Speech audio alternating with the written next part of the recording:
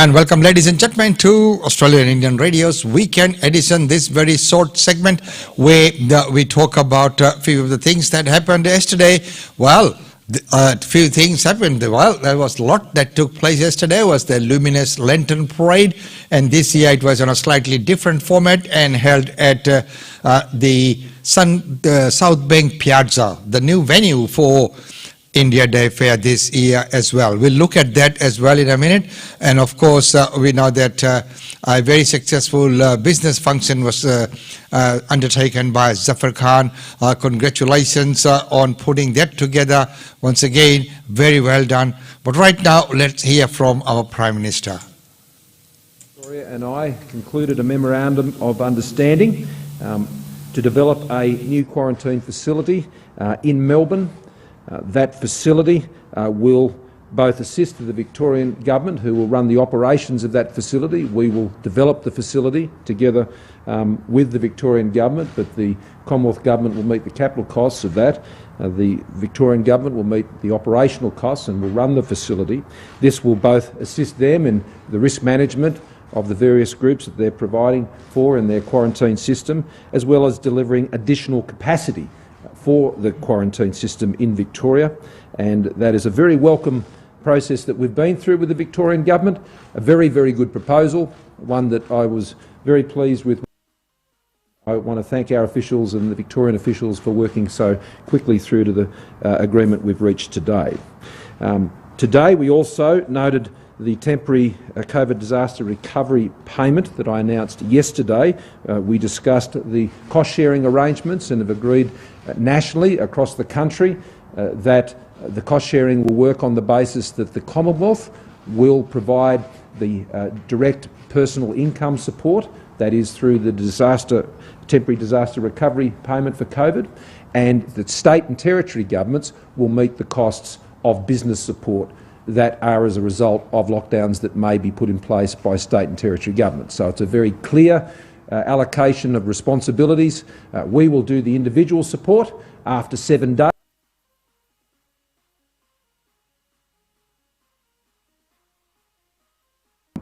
To develop a new quarantine facility in Melbourne. That facility will both assist the Victorian Government, who will run the operations of that facility. We will develop the facility together with the Victorian Government, but the Commonwealth Government will meet the capital costs of that. The Victorian Government will meet the operational costs and will run the facility. This will both assist them in the risk management of the various groups that they're providing for in their quarantine system, as well as delivering additional capacity for the quarantine system in Victoria, and that is a very welcome process that we've been through with the Victorian Government. A very, very good proposal, one that I was very pleased with. I want to thank our officials and the Victorian officials for working so quickly through to the agreement we've reached today. Today we also noted the temporary COVID disaster recovery payment that I announced yesterday. We discussed the cost-sharing arrangements and have agreed nationally across the country that the cost-sharing will work on the basis that the Commonwealth will provide the direct personal income support, that is through the temporary disaster recovery payment for COVID, and that state and territory governments will meet the costs of business support that are as a result of lockdowns that may be put in place by state and territory governments. So it's a very clear allocation of responsibilities. We will do the individual support after 7 days. So as we know that, the Prime Minister's made it very clear that it will be a shared responsibility between federal and state government, but also putting in that quarantine centre is a very, very good move. I think it's been long due. Well, right now, as we talked about that yesterday, there were lots of functions and events happening right here in Brisbane. So let's go and take a look at some. Let's first of all go to the Luminous Parade, and some of these sorts are in even while they were setting up.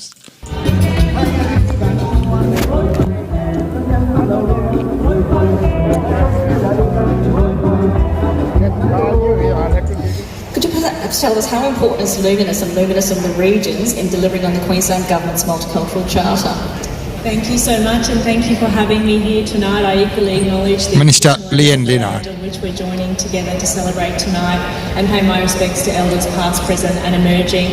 Thank you so much for having me here, Christine. This is my first time attending, and I have heard over many, many years, including from my colleague, the former Multicultural Affairs Minister Sterling, how special this event is. And we are so excited as the Queensland Government to sponsor this event and to continue to support it as we have done over many years. But equally we're excited that you have taken it to the regions. We of course missed the event last year. It's become a very celebrated event on the Queensland calendar. Firstly, I would like to say a huge thanks for Multicultural Australia to give me this huge chance to share my story with all of you. It's such an honor to stay in front of all of you and share my story with you. So tonight I would like first to just give you a little bit of briefing about who are the Yazidi people.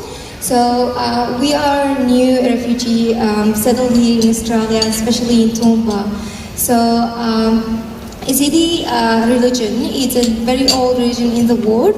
So they are really peaceful people, but unfortunately they have been through lots of persecution and genocides. They've been through 74 genocides.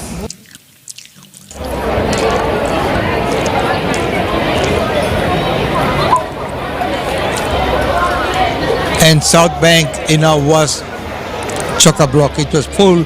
As you can see, there's so many people out there. No one had to have masks or anything, so we are so fortunate to be here. But once again, a great turnout this year at Luminous Parade.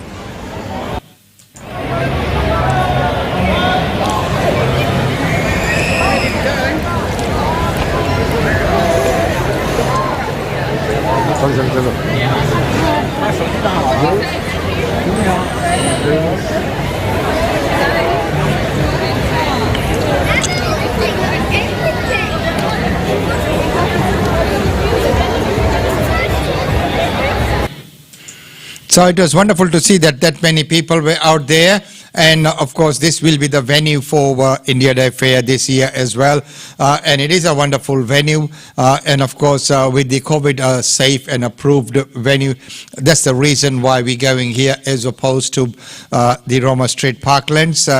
There was quite a lot of challenges that could not be met, to safely deliver a responsible program. So that is why the committee made this decision to move up to South Bank. And of course, it is going to be a very, very good venue.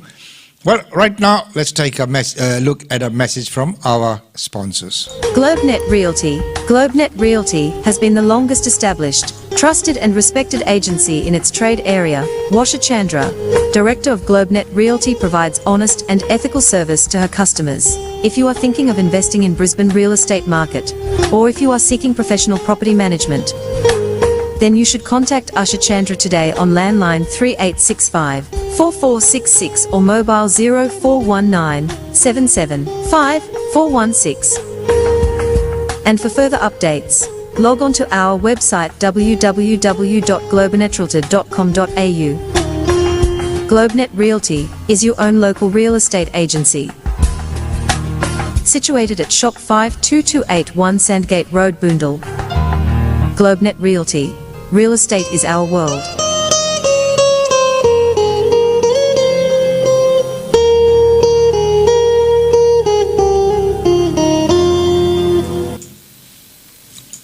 And don't forget that on Wednesdays, we have the real estate update with Usha Chandra right here on this channel now.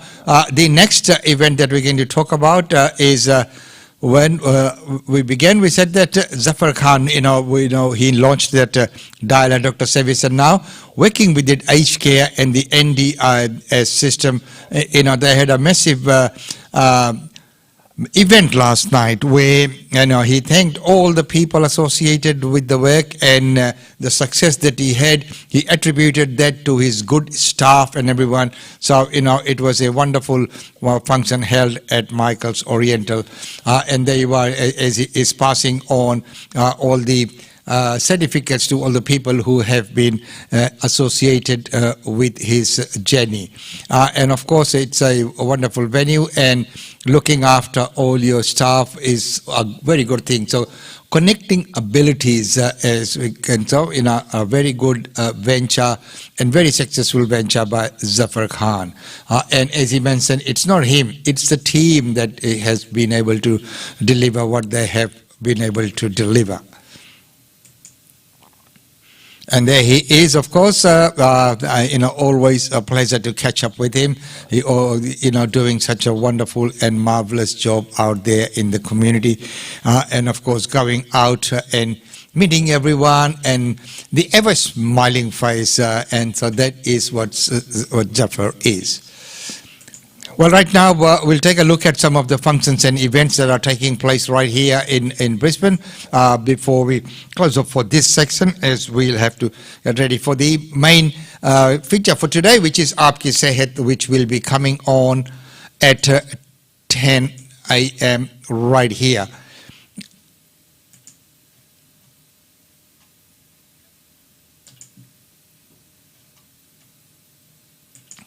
And as I mentioned, at 10 a.m., Aapka Sehat, presented by Indian Medical Association of Queensland and the Brisbane branch.